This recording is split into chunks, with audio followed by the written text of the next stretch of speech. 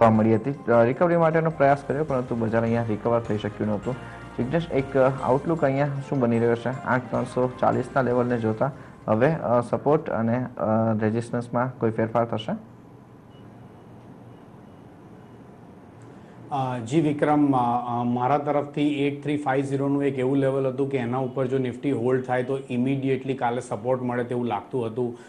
નીચે પણ હજી પણ હું માનું છું કે 8300 એક એવું લેવલ છે કે જે એક નિફ્ટીને સારો સપોર્ટ આપશે। કાલના દિવસમાં જો માર્કેટ નીચેની તરફ ખુલે, ગ્લોબલ ક્યુઝ પર આધારિત છે, જો ગ્લોબલ ક્યુઝ ફેવરેબલ નહીં હોય તો માર્કેટ કદાચ નીચેની તરફ ખુલવા સંભવ છે।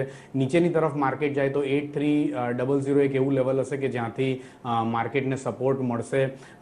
જ્યાં સુધી માર્કેટ 8300 કે નીચેના કોઈ લેવલથી સપોર્ટ લઈને ઉપર નથી આવી જતું ત્યાં સુધી નિફ્ટી હમણાં નો ટ્રેડિંગ ઝોનમાં રહેશે। એટલે ફ્યુચર અને ઓપ્શનમાં ટ્રેડ કરતા દરેક લોકોએ એનું ધ્યાન રાખવું જોઈએ કે હમણાં થોડા દિવસ માટે નિફ્ટી એ નો ટ્રેડિંગ ઝોનમાં અને કન્સોલિડેશન ઝોનમાં રહેશે। જ્યાં સુધી નિફ્ટી આવનાર દિવસોમાં પોતાનું કોઈ એક તરફનો વ્યૂ નહીં બતાવે ત્યાં સુધી કન્સોલિડેશન ઝોન જારી રહેશે। ઓકે, ત્યારે હવે સમય તો છે રજા લેવાનો। જિગ્નેશજી અને પાર્થિવજી બંનેનો ખૂબ ખૂબ આભાર આપનો સમય ફાળવી અમારી સાથે ચર્ચામાં જોડાવા માટે।